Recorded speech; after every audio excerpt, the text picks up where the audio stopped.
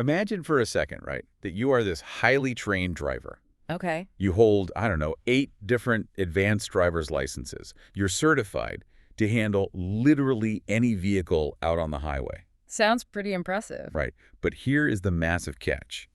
Every single time you step into a new rental car, the steering wheel, the brake pedal, and like the speedometer, they've all been hidden in completely different places. Oh, wow. That sounds like a nightmare. It is. In one car, the brake is this subtle little lever on the dashboard, and then in another, the speedometer is buried deep inside some touchscreen menu, and it takes, 3 distinct taps just to see how fast you're going. Yeah, that's incredibly dangerous. Exactly. You are holding all the right paperwork. The law says you're certified. But you're forced to relearn the absolute basic mechanics of survival while you're already hurtling down the highway at full speed. It's a terrifying way to design any kind of operational environment, truly. Yet that chaotic scenario perfectly mirrors the reality on the bridge of modern commercial ships today. Which is wild to think about. It really is. The gap between having a piece of paper that says you're competent and actually possessing the muscle memory to navigate safely, it's wider than ever. And honestly, uncovering that exact gap is what we are doing today. Welcome to the Deep Dive. Glad to be here for this one. We are exploring this genuinely brilliant analysis from Captain Raghu Sharma. He's a serving master mariner, and he published this piece titled, ECDIS certification is not the same as ECDIS competence. And ECDIS is the electronic chart display and information system, for those wondering. Right, the digital heart of ship navigation. And he is basically calling out this massive hidden systemic risk that is just sailing right through our oceans every single day. He really is. Our mission today is to look at why the maritime industry's heavy reliance on, unverifiable paperwork has created this incredibly dangerous illusion of safety. Yeah, and to understand the sheer scale of this illusion, we kind of have to look back at the 2009 SOLAS amendments. Yeah, right? Exactly. When those regulations mandated that the global fleet had to transition to digital chart systems, this was phased in between 2012 and 2018. The industry essentially swapped out centuries of standardized paper navigation for this totally fragmented digital ecosystem. Right. They just tossed out the paper charts. Yeah, and the assumption at the time was that if an officer held a certificate for a digital system, they were automatically competent to operate it. Which makes sense on paper. On paper, sure, but Captain Sharma absolutely shatters that assumption, and he uses his own lived experience to do it. Which is what I love about this source. He knows that he has actually sailed as a master through this entire digital transition. He lived it. He was right there for it. Yeah, and he holds over 8 type-specific certificates. Mm-hmm. So technically, legally, he is cleared to take the helm of almost any vessel afloat right now. Right. But he points out something that, honestly, anyone who has ever taken a long vacation can relate to. It's this rapid decay of familiarity. Oh, absolutely. He takes a standard 4 to 5 month leave period, which, is totally normal for seafarers. But when he returns to a system he last used months or maybe even years ago, he says it feels like he is staring at alien technology. Which completely exposes the fundamental flaw in how the maritime sector measures safety. How so? Well, on paper, the framework looks bulletproof. You have 4 distinct layers of assurance. There's training, familiarization, verification, and demonstration. Okay, so a lot of layers. Right. First, the STCW mandates your baseline theory. Then, the shipping company's safety management system mandates that you get familiarized on the specific ship. It looks like this comprehensive safety net. But the reality of how those layers function under pressure is completely different, isn't it? Totally different, especially now that inspection regimes are evolving. We are seeing a major shift with protocols like SIRE 2.0 and RightShip RSQ. Wait, what do those actually do? So inspectors aren't just walking onto the bridge, looking at a framed certificate, ticking a box, and leaving anymore. Oh, they're actually making them prove it. Exactly. They are demanding active demonstrations. They want the officer to physically show them how to execute a route check or, pull up a specific safety parameter on the screen right then and there. And I imagine that's when things start to fall apart. Oh, the moment inspectors began asking for physical demonstrations, the entire house of cards was exposed. The industry built its whole foundation on verifiable paperwork, assuming a historical certificate meant persistent, everyday competence. But human memory just does not work that way. It really doesn't. What we are actually seeing in the industry is the creation of what the author calls competence peaks. Yes, That phrase, competence peaks, really stood out to me in the reading. It's a great term. It feels a lot like cramming for a brutal university final, you know? Oh, 100%. Like you pull 3 all-nighters, you memorize all the formulas, you walk into the exam hall on Tuesday, and you absolutely nail it. You hit a peak. Yep. But if someone handed you the exact same calculus problem 3 weeks later while you were just grocery shopping, you would completely freeze. You'd have no idea where to start. Right, because you didn't internalize the math. You just hacked your short-term memory to survive the audit. That is a perfect parallel. You engineered a temporary performance solely for the observer. And the chilling reality on the bridge of a cargo ship is that safe navigation is not an annual exam. Right, it's everyday life. It is a continuous 24-hour-a-day requirement. Every single watch demands peak proficiency. But the regulatory structure, it only validates that proficiency at the precise moment an auditor is standing there holding a clipboard. So the system guarantees compliance, not continuity. Exactly. Compliance, not continuity. But okay, let me push back on this for a second. If the issue is just about forgetting how a system works over a few months of shore leave, that's one thing. But you'd think these officers could just familiarize themselves quickly. You would think so. Because surely the equipment is somewhat standardized, right? Mm-hmm. The sources explicitly state that every single ECDIS system on the market fully complies with IMO performance standards. They do, yes. So if the International Maritime Organization sets a strict technical standard and everyone meets it, how different can these screens actually be?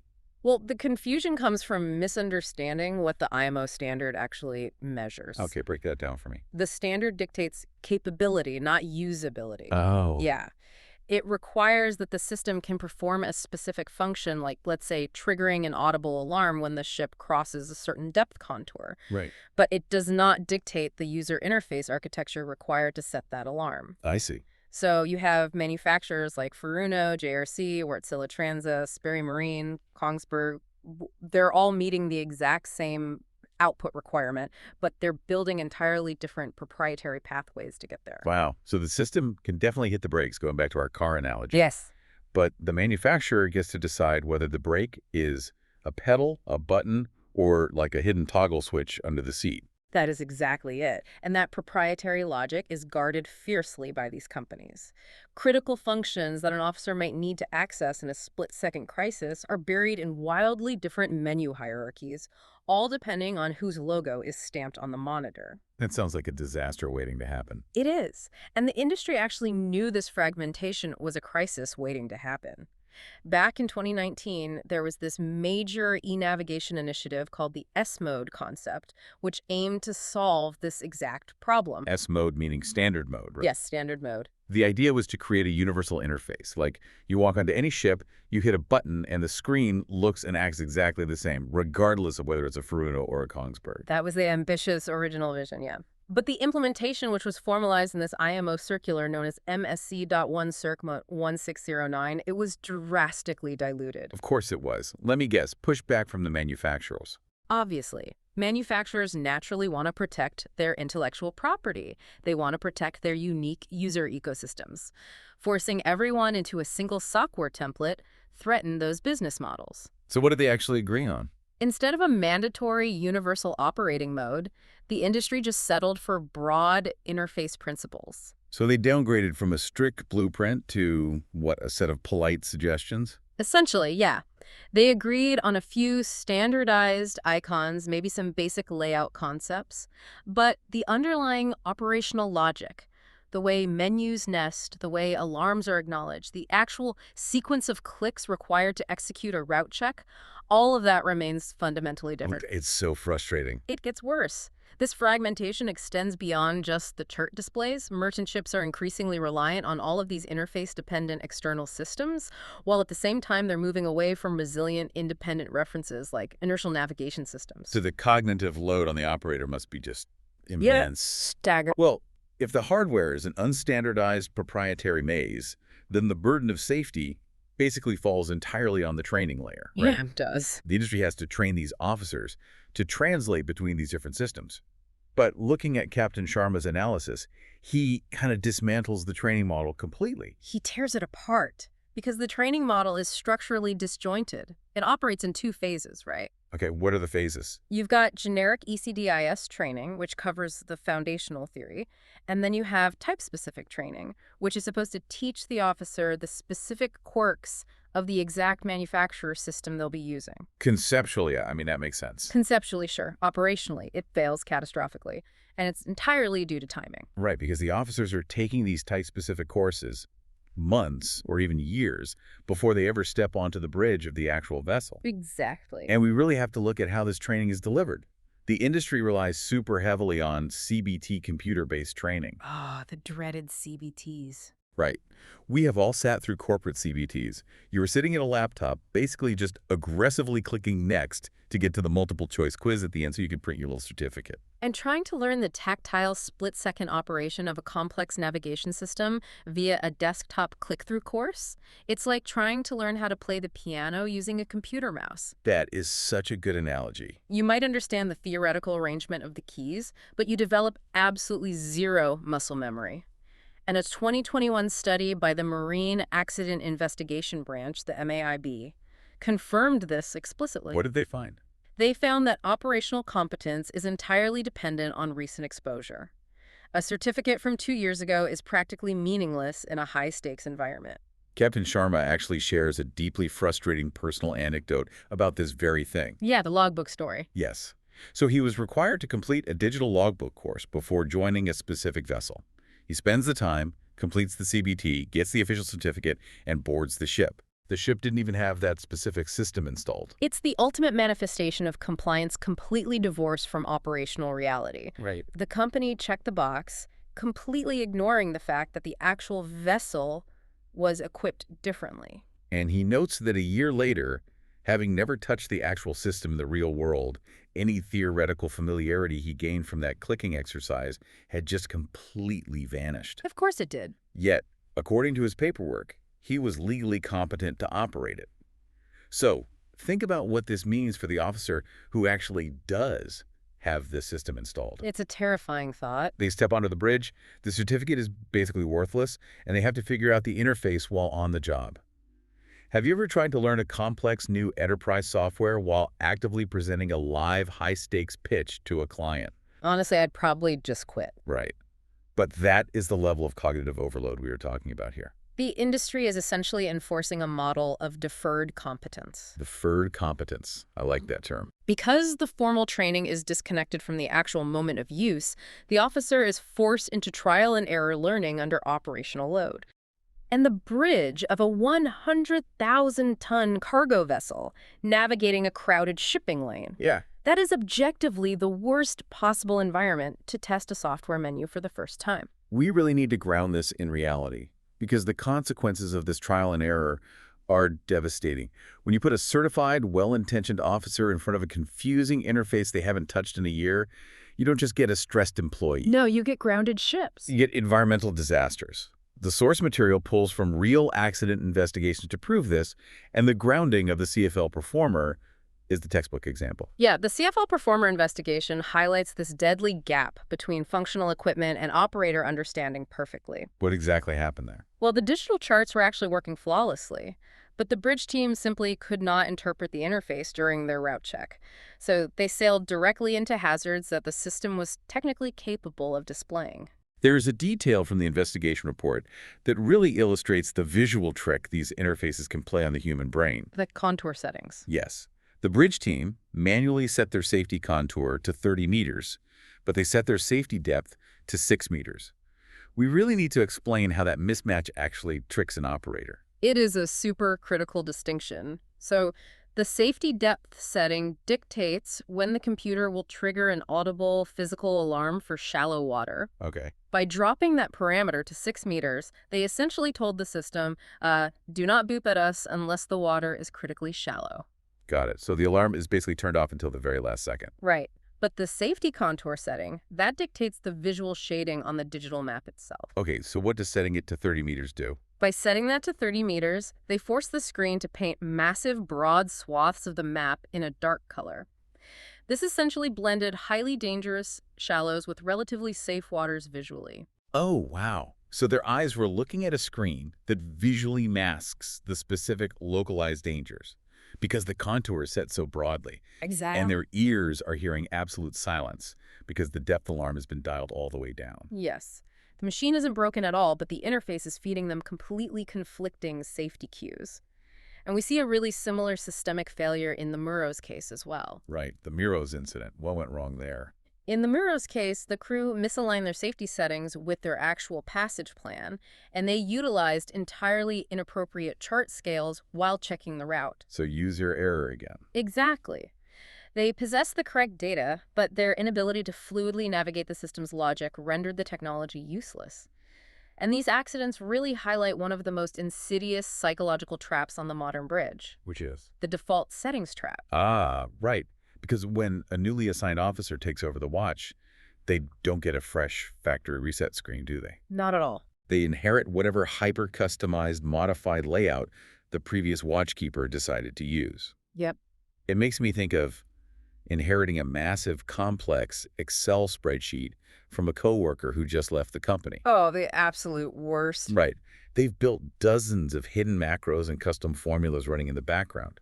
You start plugging in numbers, assuming the sheet is doing basic math, and suddenly you are generating million-dollar accounting errors because the tool is applying someone else's totally unique hidden logic. That's a great way to think about it. But here, you can't just hit undo when you realize the mistake. Exactly. The stakes are exponentially higher, but the mechanism of the error is identical.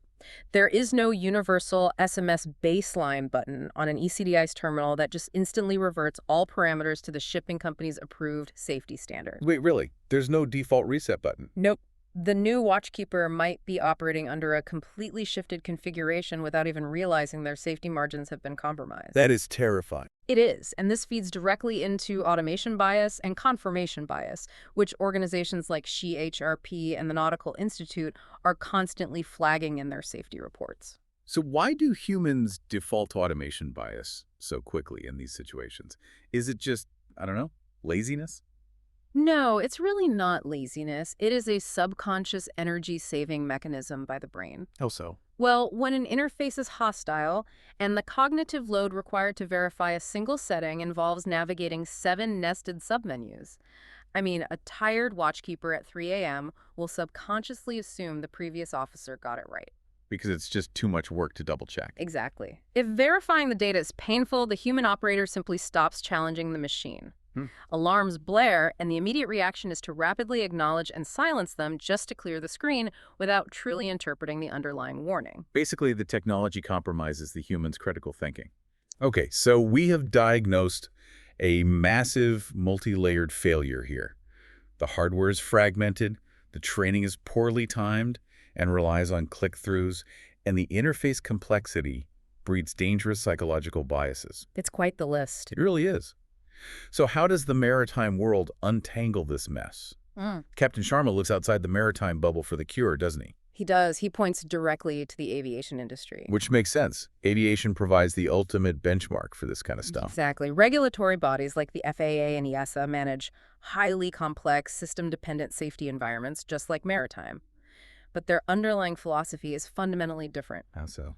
Aviation does not rely on assumed persistence. They rely on explicit recency and highly structured type transition requirements.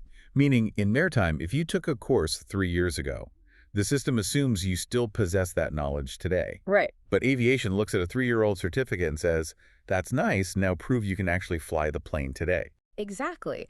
The entire aviation culture is built around continuous validation. But even beyond recurrent training, aviation holds a massive structural advantage: consistent design philosophy. Okay, what does that mean in practice? Within a family of aircraft, the human-machine interface is standardized. The hierarchy of alerts, the physical placement of critical controls, the logic of the flight management systems, they are all aligned for immediate recognition. Ah, so a pilot transitioning from an older Boeing 737 to a newer model does not have to expend mental energy searching for the engine fire handle. Exactly. It's where they expect it to be. And this standardization is what makes crew resource management, or CRM, actually function. CRM, right? CRM relies on both the captain and the first officer maintaining a shared mental model of the situation. Which is impossible if they're basically speaking different languages. Like, how can you possibly have a shared mental model if the captain understands the underlying logic of a Furuno system and the junior officer only knows how to navigate a Sperry Marine system? You can't. You are speaking 2 different languages in the same cockpit. Aviation recognizes that familiarity must be maintained, not just documented. Pilots remain current, through rigorous, validated transitions that focus on the actual equipment they are about to operate. That makes so much more sense. It does.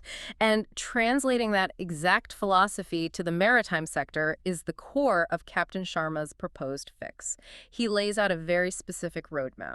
Let's go through it. The first pillar of that roadmap is training alignment, right? Yes. Training alignment. Meaning the industry has to stop accepting generic CBT courses completed 6 months in advance. Exactly. The training must be explicitly linked to the exact software version on the exact vessel the officer is joining, and it needs to be delivered at the time of joining. Which ties directly into his second pillar, prioritizing recency over certification. Right. The maritime sector needs to accept the reality of human memory. A certificate should not grant infinite transferable clearance across time. If you haven't interacted with the interface recently, you are not competent, regardless of what the paperwork says. Spot on. And the third fix is the one the manufacturers have been fighting against for years: the strict standardization of core functions. So bringing back the S-mode idea. Exactly. Captain Sharma isn't saying every screen has to be a carbon copy.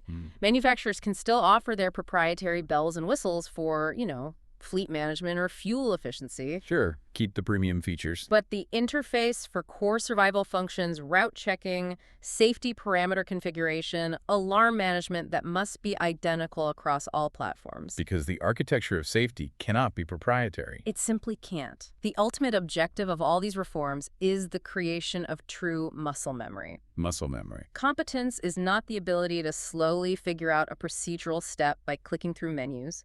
Competence is instinctive, immediate familiarity. And the current ecosystem of constant interface variation actively destroys that muscle memory. It does. When an officer has to burn precious cognitive bandwidth just to decipher the menu layout of a new ship, they lose the critical reaction time required to prevent a disaster. And, this isn't just about cleaning up the mistakes of the past decade.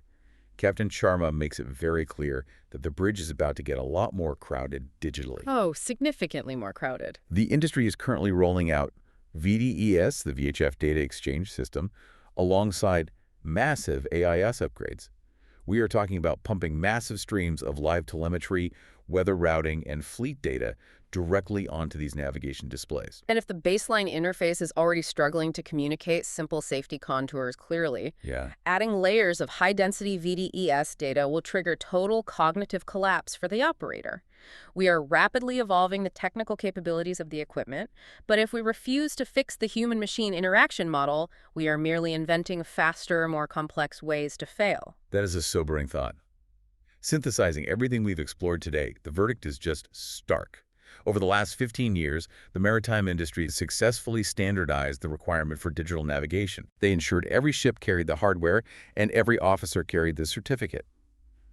But they completely neglected to standardize the experience. They absolutely did. And until the regulatory bodies recognize that true competence only exists when familiarity aligns with the exact moment of operational use, a profound systemic risk will continue to sail past every audit and inspection. It's just hidden in plain sight. It is. As the analysis warns, the industry is currently forcing its officers to rebuild their responsibility at the exact moment their watch begins. And that is a truly precarious way to manage global supply chains and, more importantly, human lives. It certainly is. Well, thank you for diving into the hidden, highly complex realities of modern commercial shipping with us. The next time you look out at the horizon and see a massive cargo vessel, you'll know exactly what the person at the helm is up against. It definitely changes your perspective. It really does. And I want to leave you with a thought to chew on today, something that translates far beyond the maritime world. Think about your own profession, your own team. Where are you relying on a historical certificate or maybe a one-time onboarding seminar from 3 years ago instead of actively validating continuous muscle memory competence? Are you coasting on a temporary competence peak just to keep the auditors happy, or are you genuinely ready for the watch?